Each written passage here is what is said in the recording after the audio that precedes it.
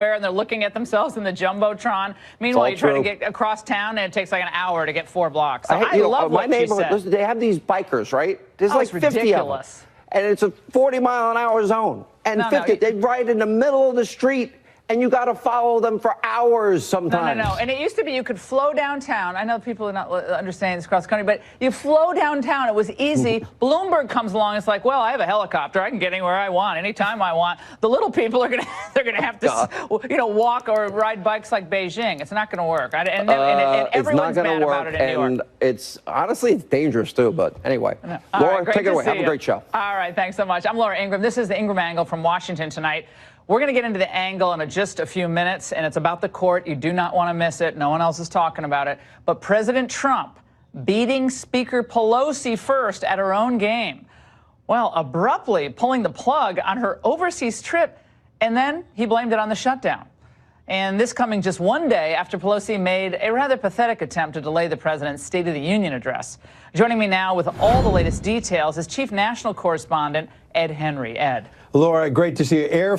Pelosi officially grounded now, shortly after a return trip from the Christmas vacation in Hawaii, and mere hours before her Air Force jet was set to take off again for what President Trump is dismissing tonight as a pricey public relations event. The latest skirmish between these two leaders, as you noted yesterday, she was trying to delay the president's State of the Union address for what she called security concerns that the Secretary of Homeland Security said did not exist. Yet today, Pelosi was set to use all kinds of government security for an official trip to the war zone in Afghanistan, as well as other stops, including Belgium. There's a dispute about whether Egypt was included. The speaker would be spending taxpayer money on, yes, security, hotels, cars, meals. In fact, there was a bus full of lawmakers headed from the Capitol to Joint Base Andrews to meet that Air Force jet to take them overseas. But Pelosi's spokesman tells us the speaker wanted mostly to just thank our men and women in uniform and obtain critical national security briefings. They say that's all this trip was about. But the president brought that bus to a screeching halt with a letter marked, "Dear Madam Speaker." He wrote, "Due to the shutdown, I'm sorry to inform you your trip to Brussels, Egypt, and Afghanistan has been postponed. We will reschedule this 7-day excursion when the shutdown is over." Now, among the grounded, one of the president's critics, Democrat Adam Schiff, who was supposed to be on the trip, he complained this was a fifth-grade stunt by the president, but our colleague Mike Emanuel pressed Pelosi on why she is not seeking a compromise. Don't you, as Speaker of the House, have an obligation to be at the negotiating table? We have gone to, what negotiating table are we not at? The last one we went to, I think, was a setup where the president pounded as he gave himself leverage to leave the room. But no, we're at the negotiating table. While many Democrats in the House and Senate would like to make a deal, Speaker Pelosi will not let them negotiate. The party has been hijacked by the open borders fringe within the party. Now, White House aides insisting to us tonight this was not tit for tat. They say the president just wanted Pelosi to stay in D.C. to negotiate. Oh, they also say the military aircraft, that's been put on hold. But if Pelosi wants to fly commercial, they will not stop her. Laura? Wow, Ed, thanks so much. And so what does all this back and forth reveal about the media? Well, I'll just show you. This was the media just yesterday cheering Nancy Pelosi when she told Trump, that little stunt, to move his State of the Union address. Speaker Pelosi playing hardball. She's playing hardball. Speaker Pelosi flexing her constitutional muscle. Nancy Pelosi flexing her muscles today. This bold power play by Speaker Pelosi. She's got a PhD in needling President Trump. This is a move of exceptional cleverness and sadism in a way. I mean, this is political genius. She was showing that she's in charge. What a badass. Oh my God, that could be the best montage of all time. And this is the same liberal media when Trump delayed Pelosi's overseas trip, as was well within his right. Let's watch. The president has responded in sort of a childish way, is the only way to describe it, to the House Speaker Nancy Pelosi. This is a sort of a classic example of Trump kind of overreacting. What Trump has done today, tactically inept, strategically nitwitted. The only phrase that comes to mind is nanny, nanny, boo-boo. Nobody who's ever traveled with a congressional delegation would think that this is funny or appropriate or cool. I like it when Jake gets very serious. I like all that impartiality. It's even-handed, right? Both of them are flexing their muscles. That's what the branches of government do. They're all checking each other and trying to exert more power. That's how it's always been. Well, joining me now on the media's role in public perception of this fight and to answer the question of who's actually winning, Byron York, chief political correspondent from the Washington Examiner, Joel Rubin, former Deputy Assistant Secretary of State under Obama, and Jeffrey Lord, contributing editor to the American Spectator and former aide to President Reagan. Jeff, Pelosi and Trump, they're playing the same exact game. Each has different powers. But who right now has the upper hand? And memo to Nancy Pelosi and the media. This is the best line that I've heard all day from someone else. Never troll the king of trolls. And they went out there thinking that they could get away with this stunt, and it was a stunt. And he called them on it. And now they look like, fools, to be perfectly honest. I mean, they've got red faces. I mean, this is childish behavior. They got caught at what they're doing. They went and partied in Puerto Rico. She went off to Hawaii to a resort for Christmas. I mean, they're making one misstep after another. And this is serious business, serious business. And they ought to stay there and get the job done. Byron, I have actually a thought on this. The more I've been thinking about the shutdown, it's really tough for people who don't get a paycheck, hard for people trying to, deal with all that uncertainty. As a political matter, just totally as a political matter, I think this plays out a lot like Obamacare in the end. The longer this debate goes on, the more we see it, whether it was the website crashing or premiums going up. Keep the conversation going, because then you start seeing people's real cards. You start seeing what they're really playing with. And I think Jeff's point right there is very on point, because if you really care about the people, you'd be at least in Washington. Even if you can't come to, you'd be here saying, we got one more chance at this. Let's try it again. But he's here. I think, and he's been saying that the whole time, through Christmas, through New Year's, through now. I think what you're seeing, though, is that Democrats think they're winning. Over the weekend, we had a number of polls that came out that showed significantly larger numbers of Americans blame President Trump and Republicans for the shutdown than blame Democrats. And believe me, if it were the other way around, or even equal, I do not think Democrats would have been doing this. They're doing this because they think they have the public behind them, and Trump is going to be blamed whatever happens. This was Nancy Pelosi, Joel, today, standing by her point on the State of the Union. Let's watch. I'm not denying the platform at all. We're saying let's get a date when government is open. Let's pay the employees. Maybe he thinks it's okay not to pay people who do work. I don't. Well, she's not denying him a platform. I mean, come on. I mean, the State of the Union thing, he's going to deliver the State of the Union, whether it's at the House or the Senate. But that was Nancy Pelosi doing what she could do to score political points. And yet the media today, they come along and say, oh, this is petty and petulant of the president. Isn't it like whose ox is being gored here? Well, it's certainly a battle royale right now. And Nancy Pelosi is setting the frame for the discussion. And Donald Trump today, he pushed back very aggressively and effectively. And I think this doesn't make anybody look good. Right now, we have a shutdown. We need there to be a negotiation. There needs to be a deal. Pelosi is winning on certain points, and as Byron says, in the polls, Democrats are in a strong position. But this kind of tit for tat really makes Washington look. I'm going to get to who's benefiting from this and how the media are playing this, because they're helping shape public opinion as well. But onto the polls. Interesting poll came out today, which I think shocked a lot of people, on the Latino vote and Latino supporters. Among Latinos, the president's approval has jumped 19 points during the shutdown. 19 points. What's that all about? Jeffrey Lord, we don't know, but it kind of kills this narrative that when you're for border enforcement, you're going to lose Latino voters. Dan Patrick found that wasn't true in Texas. Lieutenant Governor Greg Abbott, very tough on the border. And they had about, 42% Latino vote when they were both elected, and their numbers still stay about the same. So the media is getting that wrong. I want to show this for you. This is the Washington Post yesterday on Pelosi. In the 2 weeks since she reclaimed the Speaker's gavel, Pelosi has moved aggressively to leverage her decades of congressional experience to needle, belittle, and undercut Trump with swipes at his competence and even his masculinity. I guess imagine if it was going after someone's femininity. I don't think they'd play it the same way, but it was a big buildup of Nancy today in Politico and the Washington Post, and you saw that montage of these reporters with their scowls, and John Heilman. It looks like he just lost his best friend. They put on the big stern faces and the furrowed brows, and it's just so transparent. I mean, I actually am enjoying it because it's so transparent what they're doing.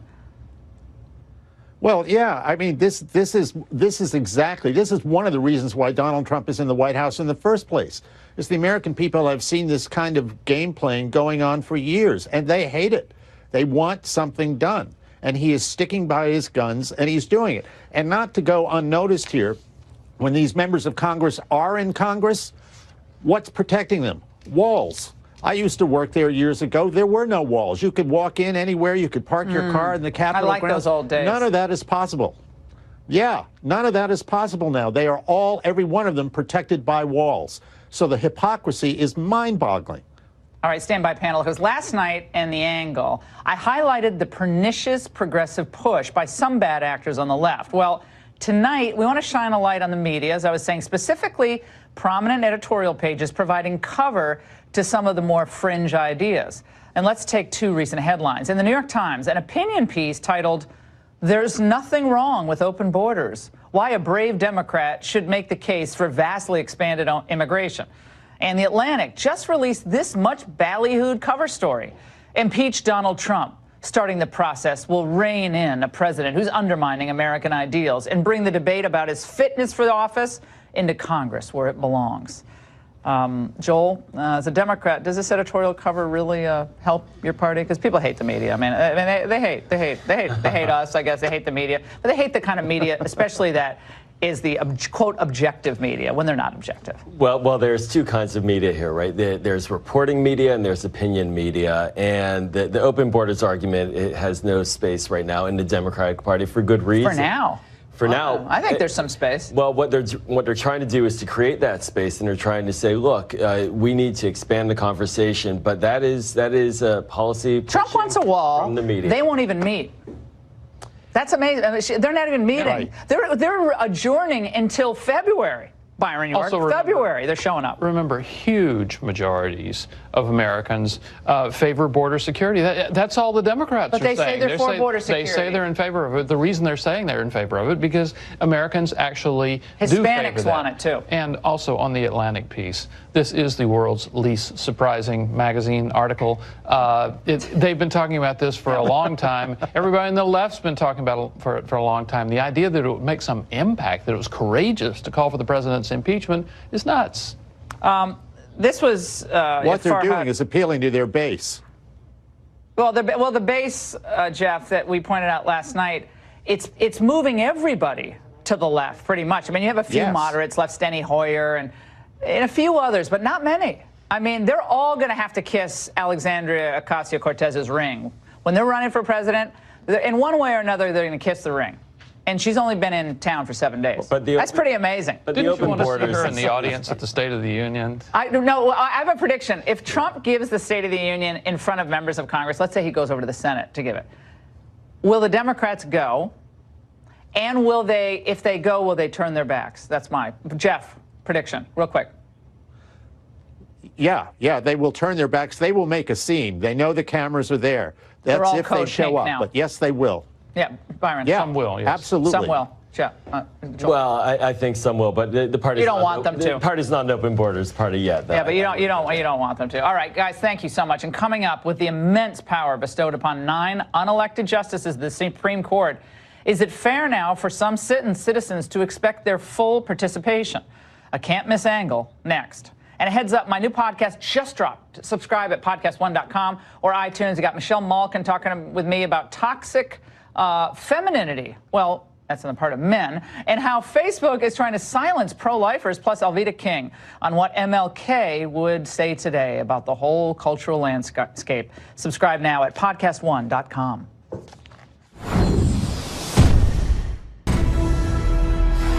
Questions of life and viability at the High Court. That's the focus of tonight's angle. In 1973, the Supreme Court in Roe v. Wade struck down state laws banning abortions. And liberals then, I think, thought that would settle the issue.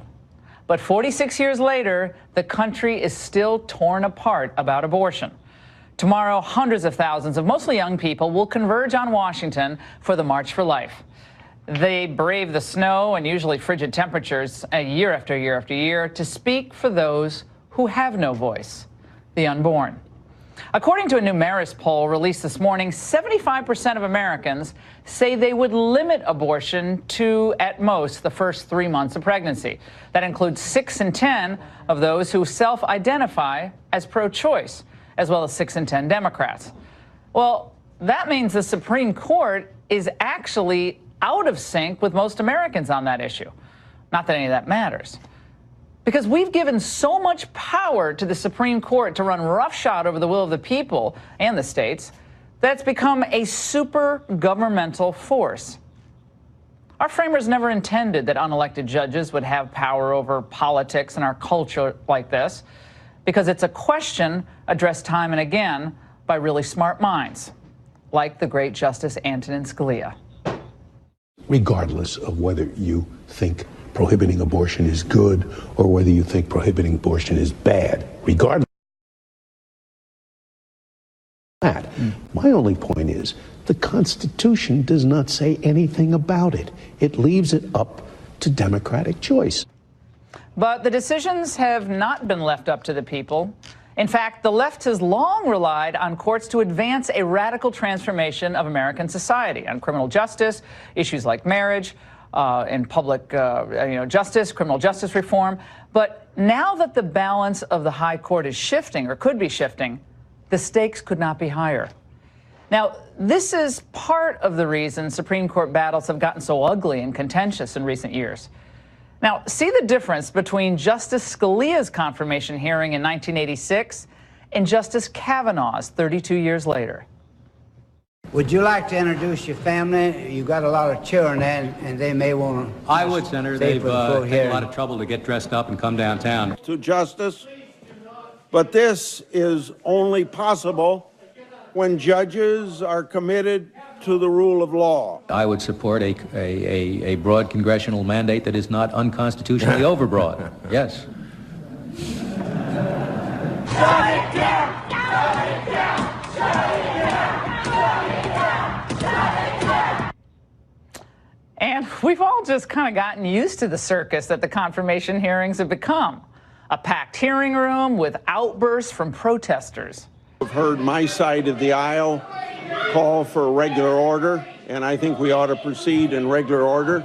There will be plenty of opportunities to respond to the questions that the minority is legitimately raising, and we will. Mr. Chairman, under regular order, may I ask a point of order? But check out the hearing room during Scalia's confirmation. I mean, that's during his confirmation. Look at all the empty seats behind him. This is like a couple hours in. I was watching this all afternoon. I relived the whole thing. Now, even Justice Ruth Bader Ginsburg admitted that judicial confirmations were never this ugly. How would you compare the process that you went through with what's going on today in that process? The way it was right. The way it is wrong. Well, she was confirmed overwhelmingly in 1993 by a vote of 93-6. Scalia was confirmed by a vote of 98-0. Now, by the way, the two had completely different, in most issues, judicial philosophies, but they were really close, really good friends. And as a family friend of the Scalias, I even actually spent a New Year's Eve with them back in 1986, if you can believe it. It was just nice to see those friendships. But all these years later, the court is still a pretty collegial place. The justices get along, and they are actually friends, they like each other. But because so many on the outside have become so reliant on the court instead of Congress to advance mostly liberal causes, another potential vacancy comes up, and it has all the activists on edge. Politico just published a piece titled, "What Happens If Ruth Bader Ginsburg Remains Too Sick to Work?" In just the past 2 months, the justice, 85, has suffered 3 fractured ribs and had a pair of cancerous nodules removed from her lung. That's from Politico. And this was, as we all know, not her first bout of cancer. But she's beaten it before, and her doctors say that they expect her to return to the bench next month. Well, the justice has been buoyed by America's prayers and well wishes, and she seems to actually have enjoyed the near mythic status bestowed on her by the left. She's fierce and fabulous and kind of she still got it. I want to see what your workout is. Let's get fully, ripped and exploded. Let's get shredded. Let's get stupid strong. Let's go. She is just one of my role models. She's become such an icon. Do you mind signing this copy? When you come right down to it, the closest thing to a superhero I know. Well, you got movies, documentaries, books, children's books. And let's face it, cynics say that this was smartly designed to set the cultural narrative early. And should the time come, make it more difficult perhaps for President Trump to appoint someone to replace her with a judicial conservative, a temperament that is obviously judicially conservative, even if that pick is another woman. Look, anytime a sitting justice, especially at an advanced age, is in declining health, it does raise serious questions. That's why people write in these articles. Now, I remember, because I was watching these hearings very closely and watching the announcement closely, when Justice Thurgood Marshall handled his retirement back in June of 1991. Share with us some of the medical facts. Some of the what? The medical facts. What's wrong with you, sir? What's wrong with me? Well, I'm old. I'm getting old and coming apart. Now, you'll remember how Democrats made a big deal about President Trump's health leading up to his first physical as commander-in-chief, right? They endlessly questioned his stamina and his mental acuity. The White House physician, Ronnie Johnson, he reported that the president was in excellent health last January. People still didn't believe it. Well, now there are some asking that if it was appropriate to ask questions about the physical condition of the president and his fitness for office, is it also appropriate to ask similar questions about Supreme Court justices, beyond Ginsburg, all of them? With all the weighty issues facing the high court, everything from immigration to Obamacare's contraceptive rules, the stakes are really high now. And as we all wish all the justices long and happy lives, do Americans have the right to be reassured that 28-year-old law clerks aren't exercising undue influence, especially when the court has outsized powers over matters of life and death? Big questions, and that's the angle. I want to note that all of us are hoping and praying for Justice Ginsburg's recovery. She's an amazing person, and her return to the bench is anticipated, and her law clerks miss her very much. And that said, the power of the court does make these conversations necessary. You saw Justice Thurgood Marshall taking on these questions, and he actually wasn't uncomfortable. I laughed so hard. I mean, I remember that. And Scott Bolden, you probably remember it as well. Scott Bolden's with us, Carrie Severino from Judicial Crisis Network. I'm delighted you're here. And by the way, Alex Sawyer from the Washington Times, you've been covering this. Alex, I want to go to you first. It's uncomfortable, right? We all, we hope, going to get old. We all hope we're going to have good health. It's tough. I mean, it's tough at that It's very point. tough as a reporter, too, because you don't want to be insensitive. And right. Especially for someone like her, because she's like fought back all these diseases. She's like does her workout routine. It's unbelievable. I mean, I just marvel at it. But there are, increasing reports, like if you don't show up for 2 months of oral argument, then what happens? Like the Politico article you pointed out, I thought it was interesting when I took a look at that they started talking about, the mental capabilities fading. And I thought, in connection to Ginsburg, is that fair? Is that a leap that a journalist should make at this point in time? There hasn't been any indication that she isn't coherent, for example. We're talking When's the last time she was seen in public? I believe it was when she was going to have her surgery. But there were some she hasn't spoken in public. No, but there are reports, I think it was NPR reported that she did vote from the hospital hours after her surgery on the one asylum case, whether or not they were going to lift. I think the Trump administration had gone straight to the court and asked. But Carrie, this is all, it all is kind of an uncomfortable conversation. only because the court really has taken on such the prominent positions, gone into areas where mostly it was state legislatures or the federal government, and really thorny issues. And so you got activists on both sides going, uh-oh, what's going on? Who's going to be up next? I'm like, well, she's not retired yet. You talk about who's going to be up next.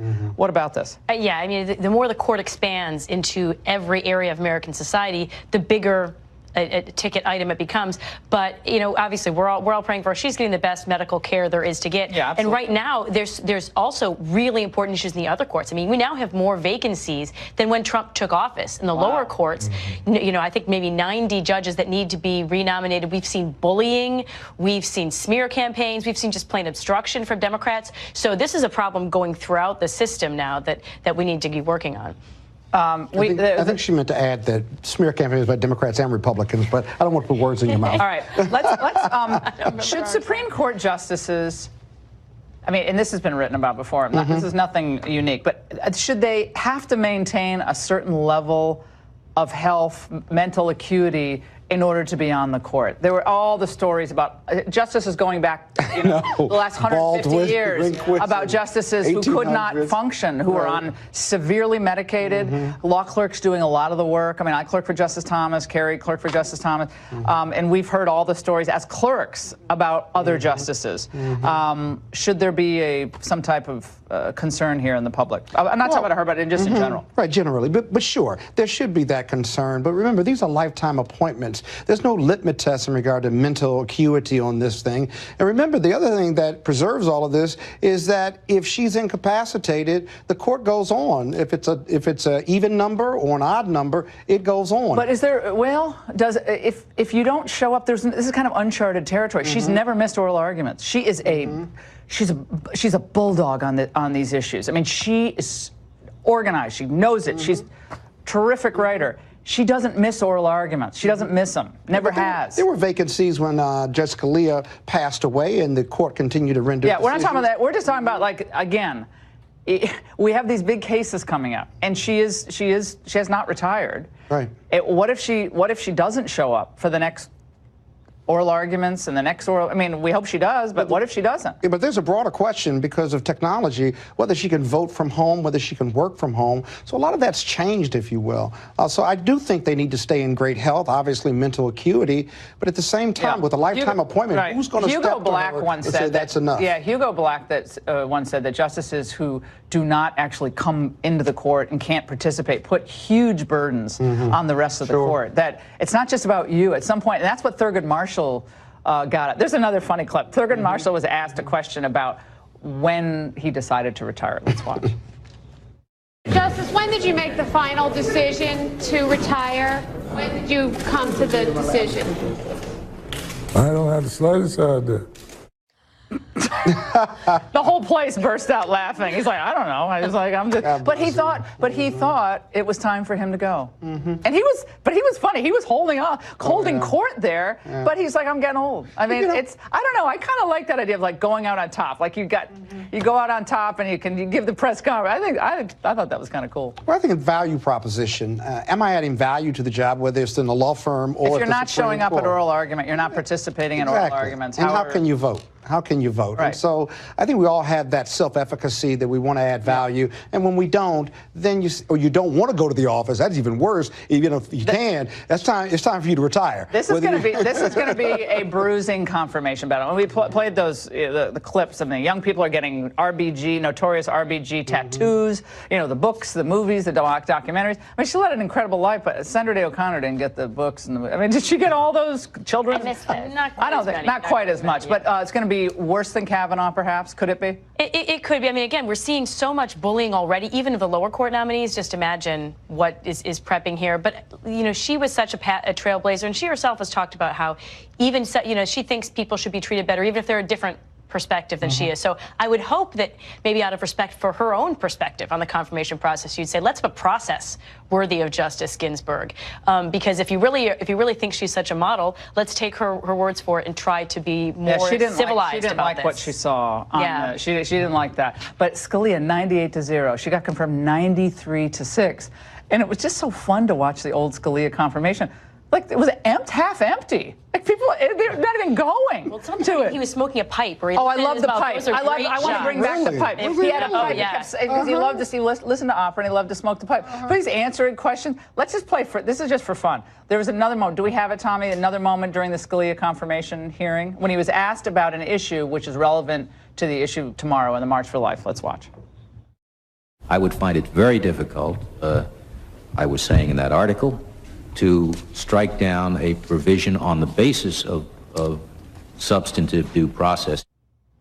Yeah, and it went on, but he was asked about, the larger question was about abortion. And he said, well, 14th Amendment, what, does it have 2 layers? Or, I'm like, well, why was there no one there, though? That's amazing compared to what it is today. That is incredible. And the first day, there were his kids. That fills the audience right there. Reporting at the time during that hearing. But the most fun thing about that, guys, we have to do this. We have to do this on the show. The most fun thing is that in the background, you saw, like, was it Anthony Podesta or was John Podesta? John Podesta. You saw all these people young. They were young. They were sitting behind, like, all these senators, Biden and Kennedy and Howard Metzenbaum. And, oh, no, it was, the Hatch is, like, really young. And McConnell's really young. Oh, it's wild. I know, it's like memory lane here. All right, guys, great panel. We'll see what happens. We wish her the very best. Up next, the entitled teen calling the cops on her dad and the untold story of that viral Gillette ad. Raymond Arroyo here. Special Thursday edition of The Follies next.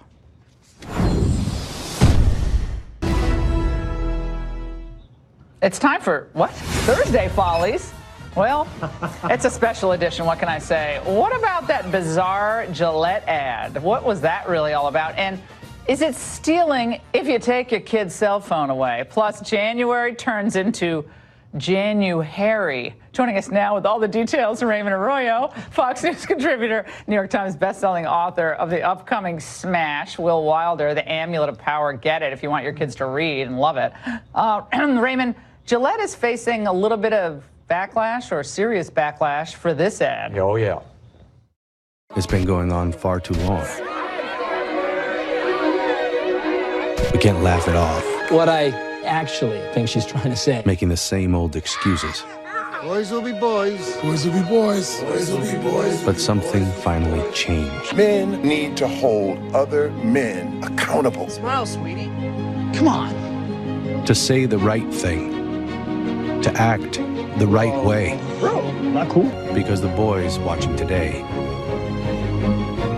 will be the men of tomorrow.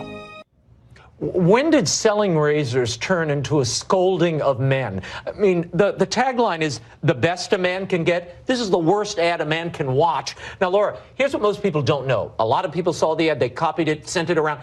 In 2011, Gillette learned that 30% of their customers were women who used the men's razors. With beards making a comeback, guys aren't buying the razors like they once did, but women might. So they devised this Men Need to Change campaign to attract the ladies. In the process, it feminizes men, and the director was a woman named Kim Gaig. She's directed short films on toxic masculinity and celebrating female genitalia. Lovely. We won't show clips from that one. Oh, okay. Now, compare that ad we just showed you to the original The Best a Man Can Get ad from 1989. Watch. Yes. You're looking good. You've come so far. And we know how to make the most of who you are. Father to son, it's what we've always done. You're the best a man can get. The best a man can get. So, No, you can't, okay, you can't show traditional marriage at all. Right. Well, the best a man can get is married with children, mentoring your sons. But sensitive. But you see, this new ad, the new version of this is really man as a wuss. You are bad, and that line of the guys at the barbecue pits intoning, boys will be boys, boys. Imagine a summer's eve ad with a bunch of ladies barefoot and naked, or barefoot and pregnant in a kitchen. Imagine that ad. People would naturally be offended. A lot of men are offended by this stereotype of guys just sitting there at the barbecue. But television has been doing the men are dumb and stupid. The media's been telling us that for decades. They've been telling us that story for and so they. But what I understand, they think that women are attracted to like the Apple guy or the whatever that he's. I'm sure he's the a Verizon sweet person, guy, or the Verizon guy. I'm sure they're sweet people, but I don't think so. You don't call them and to we save. asked the 20-somethings out here which ad they like better. They like the original ad. Well, I asked young guys 20-somethings in my circle, I said, watch this, tell me what you think. Most of them wanted to take a razor and slit their throats after watching it. Okay. Now, in the 80s and 90s, Laura, they were selling masculinity to men and women. Watch these ads we found. I don't need some fancy cologne to tell me I'm a man. I use Skin Bracer. It smells great, but it also cools and tones my skin. Confidence is very sexy, don't you think? I dare you to knock this off. I dare you to compare anybody's batteries, anybody's, with alkaline power cells. I'm trying to beat them for long life. You know what? You can't. Come on. I dare you. The tough guy sold. So cute. Well, you see, Oh my God. women were attracted to him. Men want to be like that. They want to be strong. I love Jack Palance. He's always been my favorite. It's so great. I know what it takes to be a man. Well, love okay. that. So advertisers are trying to feminize men. Right, while women are going in a different direction. Last week, feminists launched this campaign, Laura, to raise awareness about what they call the oppressiveness of traditional gender norms, and they want to advocate body positivity. To do so, they encouraged women to grow out their body hair throughout the month of January. So women have taken to Instagram. Oh, Lord. Wait a second. My eye. She has really hairy legs. This is why petticoats and long skirts were created. Okay, bringing back the hoop skirts, aren't we, Arroyo? This is nasty. I mean, I'm sorry. No, I just have to tell you.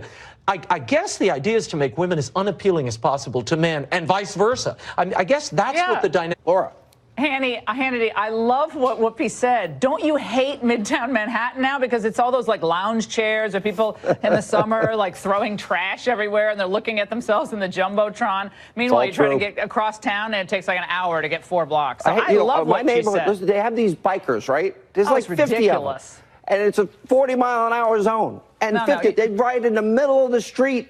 And you got to follow them for hours sometimes. No. And it used to be you could flow downtown. I know people are not understanding this cross country, but you flow downtown. It was easy. Bloomberg comes along. It's like, well, I have a helicopter. I can get anywhere I want, anytime I want. The little people are they're gonna have to, walk or ride bikes like Beijing. It's not going to work. And everyone's mad about it in New York. And it's honestly it's dangerous too. But anyway, Laura, take it away. Have a great show. All right, thanks so much. I'm Laura Ingraham. This is the Ingraham Angle from Washington tonight.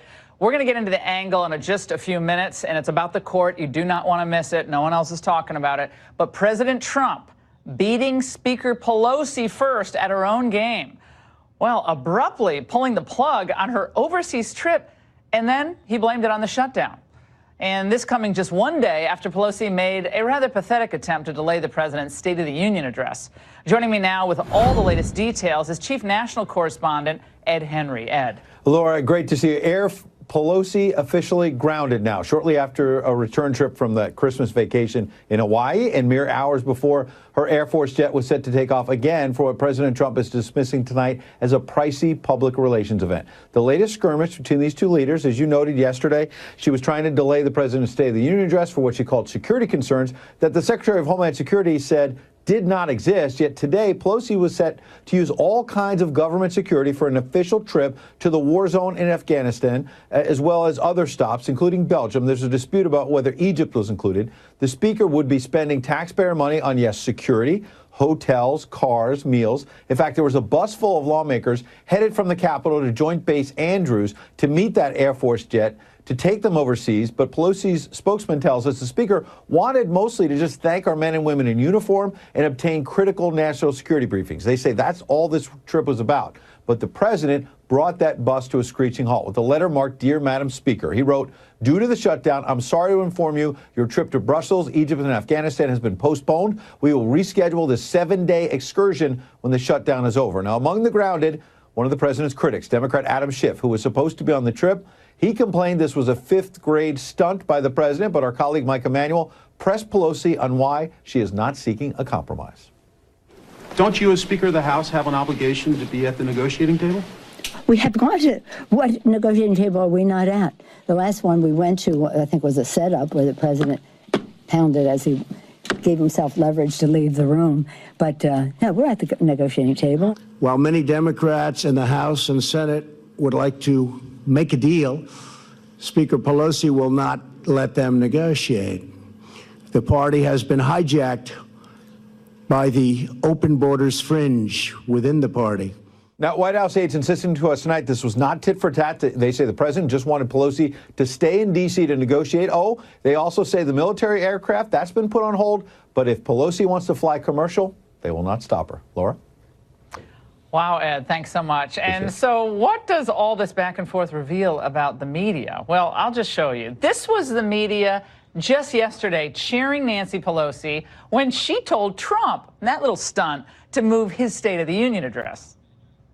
Speaker Pelosi playing hardball. She's playing hardball. Speaker Pelosi flexing her constitutional muscle. Nancy Pelosi flexing her muscles today. This bold power play by Speaker Pelosi. She's got a PhD in needling President Trump. This is a move of exceptional cleverness and sadism in a way. I mean, this is political genius. She was showing that she's in charge. What a badass.